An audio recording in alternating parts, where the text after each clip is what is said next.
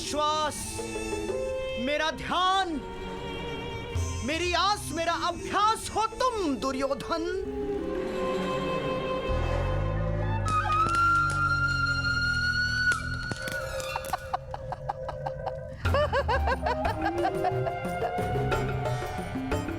प्रमाण कोटि का प्रवास सफल हो, ये आवश्यक है पुत्र। अवश्य होगा मामाश्री, अवश्य होगा।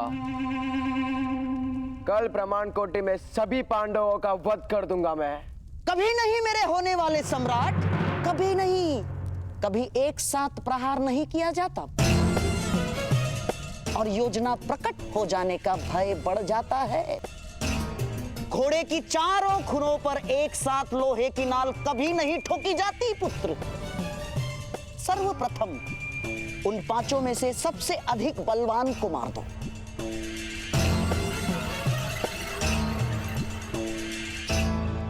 भीम, भीम ही सबसे बलवान है। उत्तम भोजन की सुगंध से खींचा चला आएगा वो।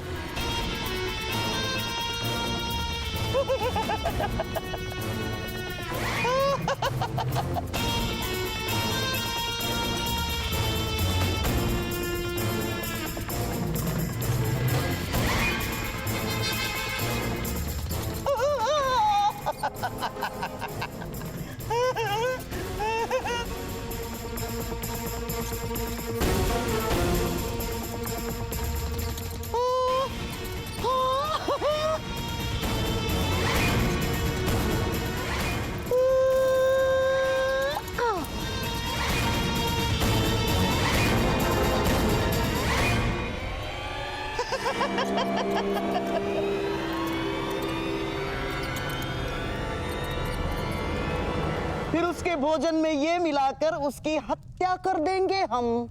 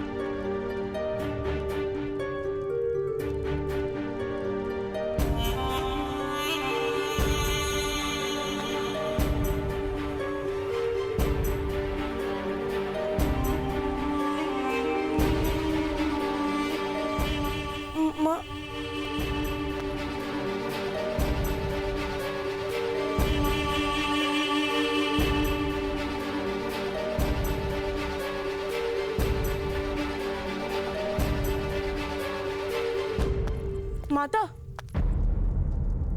माता क्या अब भी क्रोधित हो? क्रोध? नहीं, मैं तुम पर क्रोधित हूं तो तुम मुझे भवन के बाहर फेंक दोगे। बलवान हो तुम और बलवान पर क्रोध नहीं करते भीम।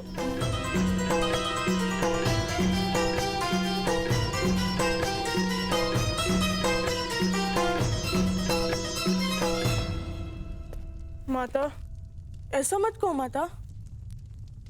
किंतु माता, अपमान करना उन्होंने आरंभ किया था। अवश्य उन्होंने किया होगा, किंतु क्या प्रत्येक आह्वान का उत्तर देना आवश्यक है? किंतु माता, अगर कोई हमारे पिताश्री का अपमान करेगा तो हम किस प्रकार शांत रहेंगे?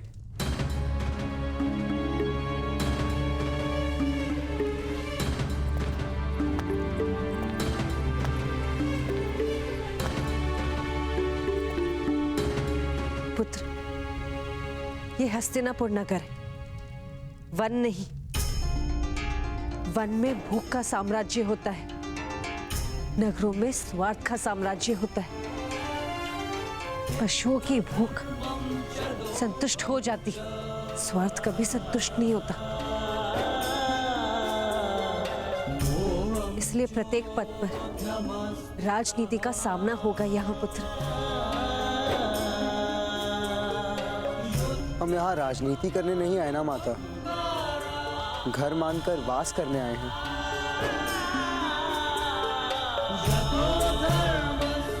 तुम उचित कह रहे हो, केवल प्रेम से ही घर में स्थान प्राप्त होता है।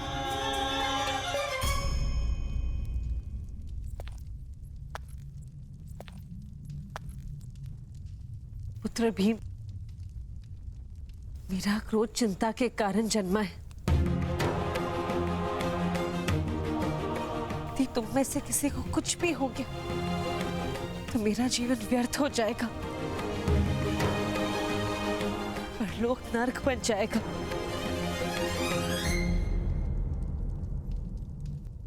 पुत्र, स्वार्थ संयम नहीं रखता, केवल प्रेम के पास स्वयं की आशा होती है। अपने आप में संयम रखो।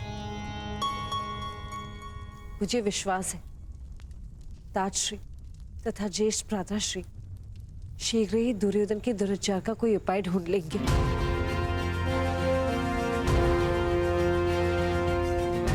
आज ब्रह्मांड कुटी जाने का आयोजन भी इसलिए किया होगा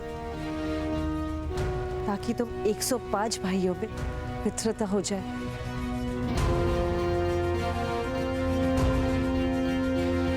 हाँ माता, हम भी उनके हृदय में पूर्ण विश्वास उत्पन्न करने का पूर्ण प्रयास करेंगे। आज्ञा दीजिए।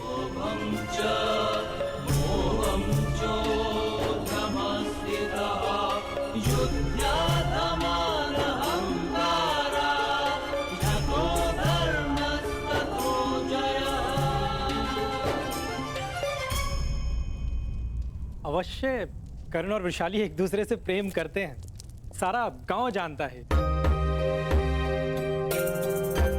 और कर्ण महोदय जैसा जमाता पाकर मेरा कुल भी धन्य हो जाएगा, इसमें कोई संदेह नहीं।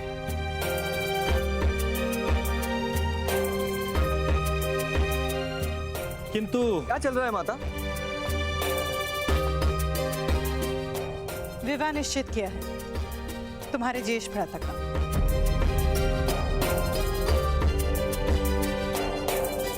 तुम्हारा विवाह निश्चित किया है कर्ण वृषाली के साथ।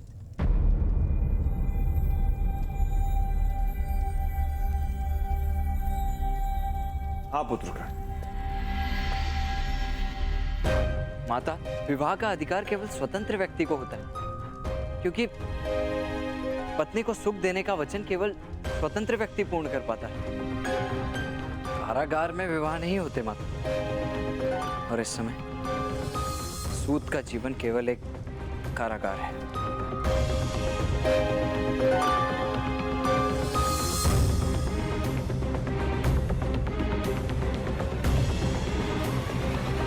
नहीं कर, एक पत्नी के लिए पति का साथ ही सबसे बड़ा सुख है। उससे अधिक एक पत्नी और क्या मांगती।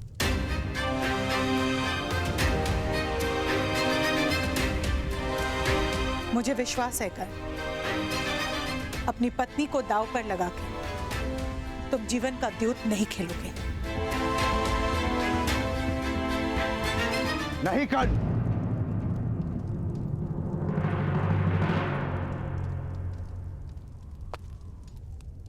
मना कर दो इस विवाह से।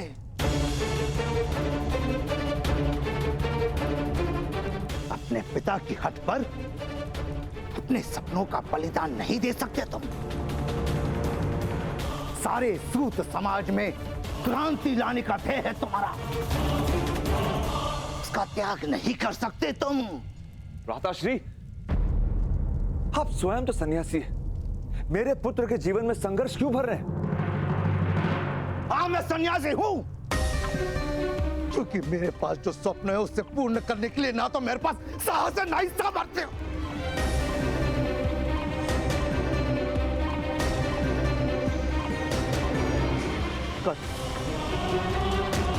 मत करो ये विवाह। वसंत पंचमी के दिन जिस प्रतिशोध की योजना बनाई है उसका विस्मरण मत करो।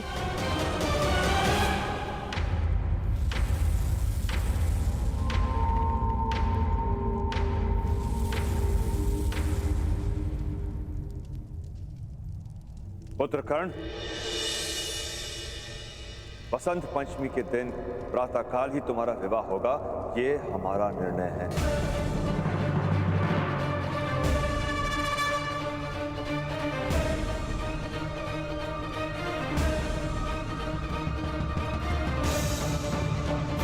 और उसके पश्चात यदि अपनी पत्नी के भाग्य में दुख लिखकर अपनी योजना पूर्ण करना चाहोगे, हम आड़े नहीं आएंगे, किंतु विवाह होकर ही रहेगा।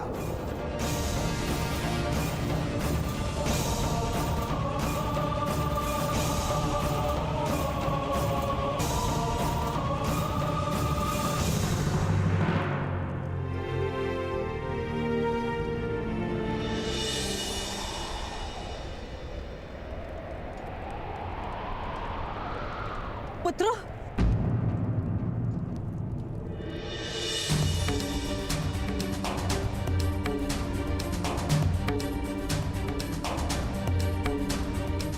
अरमान कोठी में कोई संघर्ष का कारण मत देना। अपने भाइयों पर विश्वास रखना।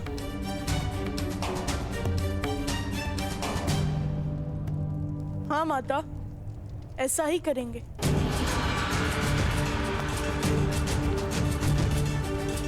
किंतु तुम 5 निरंतर एक दूसरे के साथ रहना।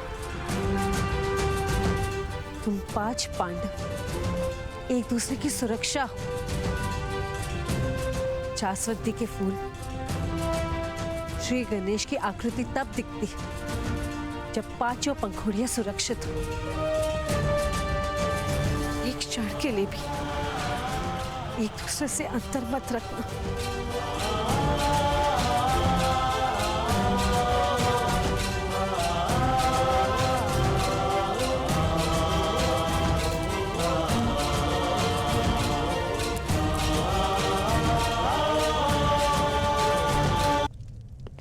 सूतपुत्र कर्ण, राजकुमार युधिष्ठिर ने तुम्हें स्मरण किया है।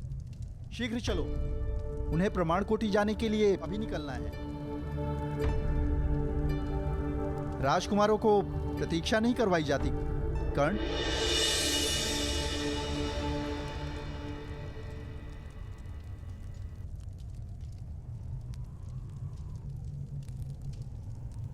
यदि मुझे और वृषाली को फूलों की माला के स्थान पर बेड़ियों से बांधने का निर्णय आप लोगों ने कर ही लिया है,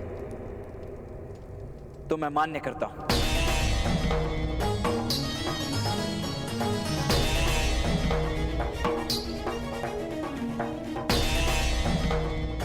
मैं और वृषाली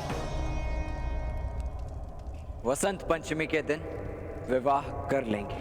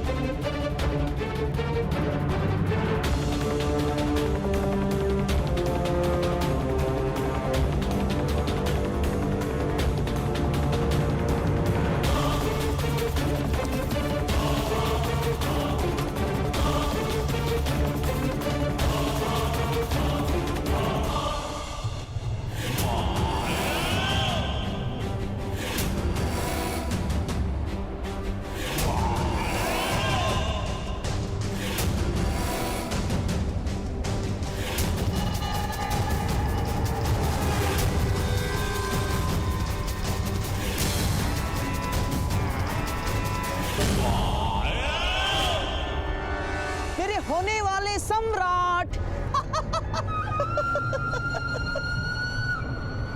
ये खीर भीम का अति प्रिय भोजन है पुत्र, ऐसा सुना है मैंने। तुम्हारा भाई है वो, मृत्यु के समय उसे सुख प्राप्त हो, ये कर्तव्य है तुम्हारा।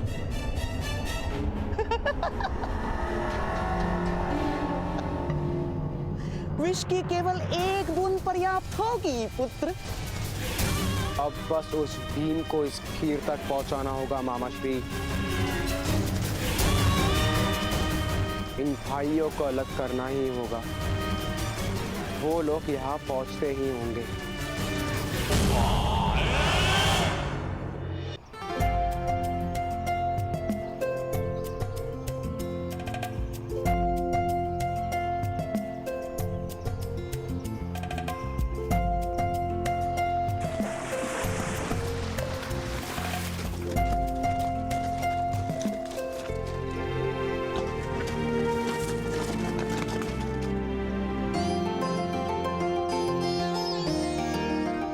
कितना सुंदर है ये स्थान। तभी तो राजकुमारों के लिए आरक्षित किया गया है ये। जाइए, खेलिए।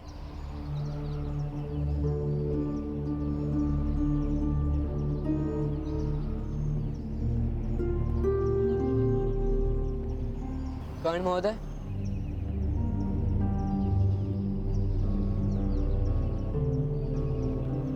आप चिंतित हैं या क्रोधित? चिंता और क्रोध के उपरांत भी भावनाएं होती हैं, जैसे हताशा और निराशा। किंतु वो आप नहीं जान पाएंगे राजकुमार।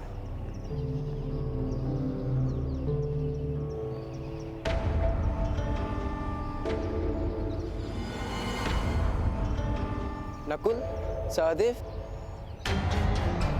तुम दोनों क्रीड़ा करने नहीं जाओगे? ओह, अर्थात मेरी छोटी सी चेष्टा आप लोगों ने मन पे ले ली।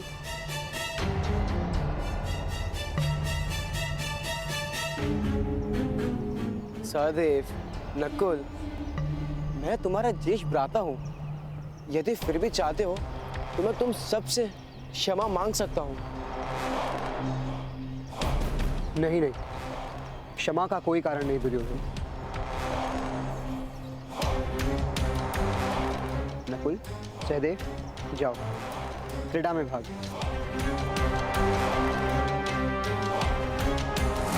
किंतु ज्येष्ठ, पिताश्री के शब्दों का स्मरण करो भी। क्षमा ही संबंधों का प्रथम आधार।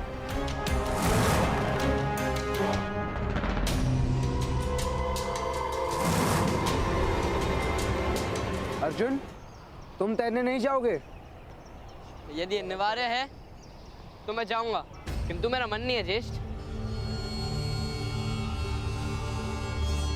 अर्जुन, सुना है तुम अद्भुत बाणा वाली हो। अपनी धनुर्विद्या विद्या का प्रदर्शन तो करो। रक्षण कर सकता हूँ, प्रदर्शन कर सकूं उतना अभी धनुर्विद्या का ज्ञान नहीं है। किंतु कर्ण महोदय अपनी धनुर्विद्या का प्रदर्शन करेंगे।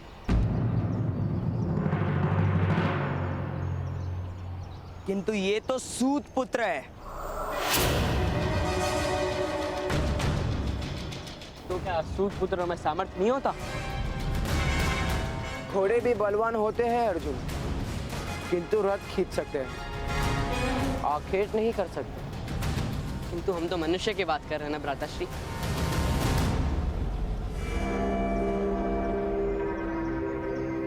कर्ण महोदय, आप अपनी कला सिखाइए, अर्थात दिखाइए।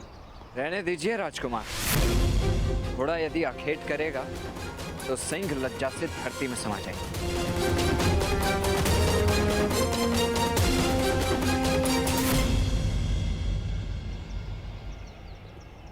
भ्राताश्री, अगर अनुमति हो तो मैं कर्ण महोदय के साथ इस विस्तार का अभ्यास करने जाऊं? जाओ अर्जुन।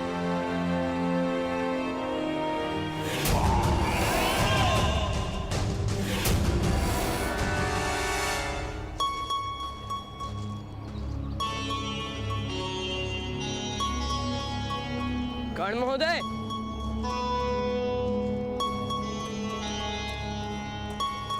आपने अपने सामर्थ्य क्यों सिद्ध नहीं किया? सामर्थ्य के सामने सामर्थ्य सिद्ध किया जाता है, अधिकारियों के सामने अधिकार सिद्ध करना पड़ता है। किस बात का अधिकार? सामर्थ्य का अधिकार। मेरे पास सामर्थ्य तो है किंतु अधिकार नहीं। यदि आप धनुष उठा लेंगे तो अधिकार भी आ जाएगा।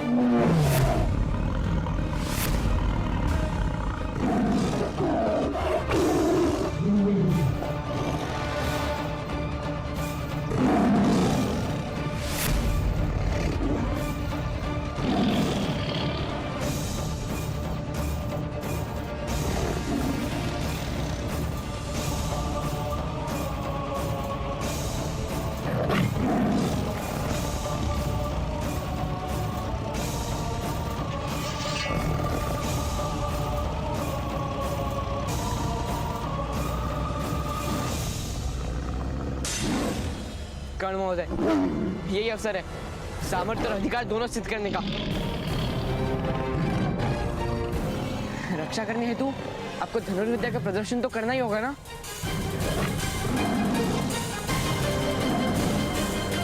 उठाइए धनुष, चलाइए तीर, उठाइए धनुष कर्ण महोदय।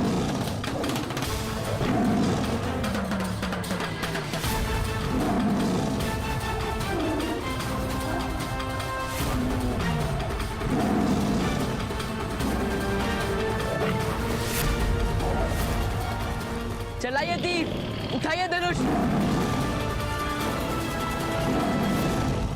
सिद्ध कीजिए अपना अधिकार, उठाइए धनुष।